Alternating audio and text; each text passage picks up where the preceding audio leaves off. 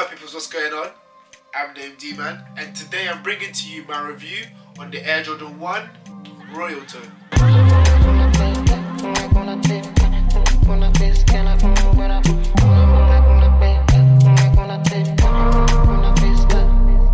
So this shoe was dropped on the 9th of May 2020 for a price point of £135. I wasn't lucky enough on the drop of the shoe, but thankfully my girlfriend was. So yeah, shout outs to you. I went on sneakers in the morning, how sneakers always is. Everyone for himself! Okay, let's go! Let's go! Get out of my way! The shoes sold out in minutes. Foot Locker, I can't remember, did they sell them Foot Locker? No, that's it. Foot Locker had this whole saga where they didn't drop any pairs.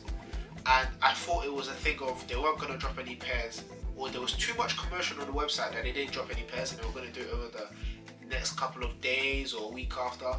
But it's weird because I didn't see anybody get a pair of Foot Locker like the next day or the days after, so I don't know what happened with that. Hopefully they went backdoor in pairs. She caught this on the sneakers and stuff. Yeah, she caught this on the sneakers and stuff raffle. Nike sneakers is a thing for me where I have never won a raffle. I'm just not lucky at winning raffles. But with her, I think there was probably like her second or third shoe that she's raffled for and she got it. So yeah, she got my 8.5. Sneakers and stuff is a really weird website because they do this weird thing where they take the money, they debit the money out of your account. So you know that the shoe is yours before you get the confirmation email. So obviously they took the £135 out and she was messaging me, oh, have they taken out money, blah blah blah, what's going on. Me myself, I was confused, so I was chatting to one of my boys and I think the same thing happened to him. Turns out when you win a pair, they take the money out. So I guess she knew prematurely that she had got the shoe. It came in as clutch because it's a shoe that I really wanted. Like I've said it time and time again, blue's my favorite color, so a blue shoe is just gonna work. So with all that being said, let's take a look at the shoe. Okay, so we have our regular Nike Air Jordan 1 box. Just regular. Reading from the front, we do see the size sticker, which is the Air Jordan 1 Retro High OG, US 9.5, UK 8.5, with the QR code for you to scan. I think these QR codes come in as more clutch nowadays because scanning those or scanning the barcodes, you'll be able to tell if your pair is legit. Obviously, me getting it from a legit shop, being SNS, I already know the shoe's going to be legit. But say you are getting it from online, I would say scan the barcodes as soon as you get the shoe. You'll know the shoe is legit because it will take you to the official website as of where the shoe was dropped from. If not, it will either take you to eBay or those sketchy places. That is something that I've learned recently. Scan the barcodes. If you do have any problem with a shoe that you've got, like this barcode isn't scanning or is a bit fishy, then I would say wherever you got it from, hopefully send it back, and yeah, everything should be sorted like that. Fakes nowadays are getting really good at replicating shoes like one for one. Even the AAAs, the unauthorized AAAs, they're really getting good at copying the shoe, even down to the stitching. I've seen some really good pairs of fake shoes. But I would say things like the barcodes are a dead giveaway. Cool, so opening the box, I have already changed the laces on this one, so that's why the laces are different, because I did try on the pair. Coming down to the shoe, one thing that people had a lot of gripe about was this Wings logo, the Wings logo being white. But in my mind, it doesn't really matter. It looks nice as it is. So we have white leather side panels. This side panel is very close to the Court Purple. I did have a pair of the Court Purples. I've dropped it. Yeah, I dropped the review on that shoe. The panel is very close. The leather quality is close to the Court Purples, if not the same leather. We have our black swoosh on the side panel, obviously going all the way back to the heel. We have a black heel on the shoe with the upper being that hit of blue. So where the Wings logo is black, on top of that bit is just a hit of blue leather. Obviously being a Royal toe, we do have this blue toe box, this blue perforated toe box with the black leather on the front of the shoe, followed by a white midsole and a blue sole. This shoe is factory laced with black laces, but obviously looking at the overview, you will see a blue pair because I have put a blue pair in, meaning that the shoe does come with a blue set of laces. The blue lace isn't the same color as the actual shoe. It's the same color as the royal. It is a royal blue colorway, but it's lighter than the actual shoe itself. So just a heads up. In my opinion, it's not a bad shoe. It's a very good looking shoe. It's one of those shoes that I think a lot of people saw it online and they didn't know how they would feel about it until they got it in hand. And it's a thing where the shoe doesn't disappoint. It doesn't disappoint at all. On the tongue of the shoe, we have our black leather Nike Air logo with the white writing. Coming down to the insole, we do have a black insole with Nike Air in blue writing on the insole. To be honest, this is just a very clean pair of shoes.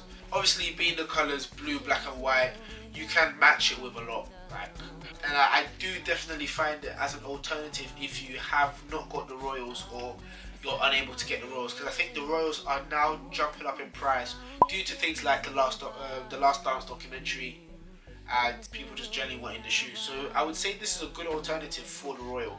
In my opinion, I prefer this compared to the Royal. I do prefer the hits of white instead of that trademark blue and black shoe. I don't know why, I just feel like the white looks better and looks different on the shoe just compared to the black.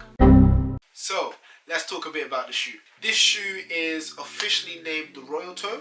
Let me double check. No, my apologies. This shoe is officially named Game Royal. So the Air Jordan 1 High Game Royal. I'm hearing Game Royal, Royal Toe, Blue Toes. I'm just hearing a lot of different names, but Game Royal, it seems to be the name that they're going with. Not to be confused as this one, which is also an Air Jordan 1 Game Royal colorway. With that being said, I do prefer the one I just showed you compared to this shoe that I have now. So hopefully I can try and resell this shoe and get that one, because I feel like the color blocking on that shoe is a lot better than the color blocking on this shoe. And I think the leather is a bit better. With that being said, let me introduce a new segment which I'm calling CWP. CWP stands for Comfortability. Hold up. Wait a minute. Something ain't right. What? Wearability and profitability. With Air Jordan 1s, you always get true to size, or if you do have a wider foot, I would say get half a size up. It's not really a thing where you have to get a full size up. They do really fit true to size. Wearability. Okay, looking at the colours of the shoe, it can go with a lot. Air Jordan 1 is known for a shoe that you can beat up and mess up and crease and things like that. I would say with the fact that you have a white midsole, you might want to be a bit wary, but then again, it's an Air Jordan 1, so it should be easier to clean. It's not a lighter color, it's a darker color. So if you are getting any, not even that, even the black around the toe, stuff like that should be easier to clean. We have blue, black and white, three very wearable colors. I can already imagine the fits on the shoe. So yeah, wearability shouldn't be that hard.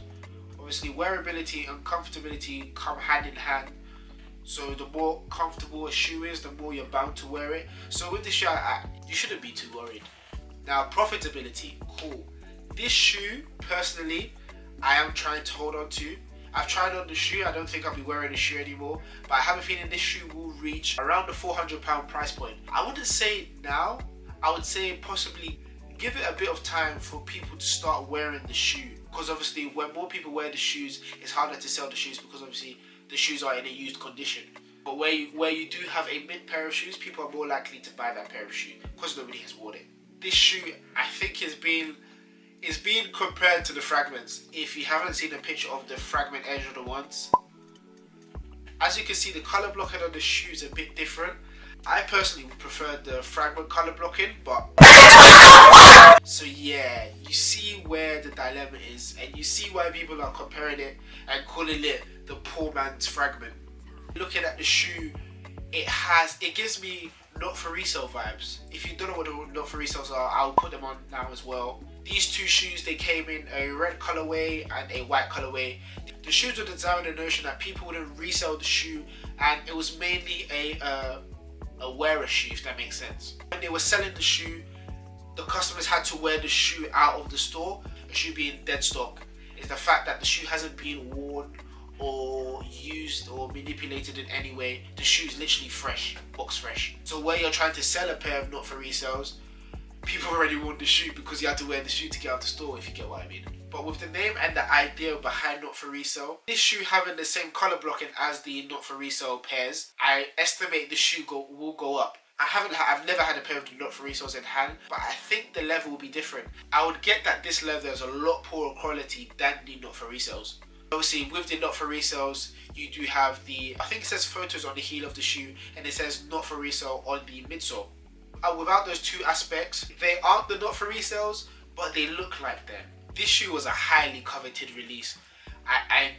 A lot of people, when I say bare, people were going for the shoe. Now being quarantined, a lot more people are at home, meaning a lot more people will be on their laptops, on these different sites, trying to raffle for the shoe, making it nearly damn impossible for the people who are regularly doing this to get the shoe. Seeing as other people would normally get it in stores, or other people know people. So because of things like this, there may have been, I'm not too sure how many pairs were released, but even if there were a lot more pairs, a lot more people who pick it up on the resale side of things are going to try and go for the retail because they have the time to do so. So now, with all of that information, let's get on to the on foot.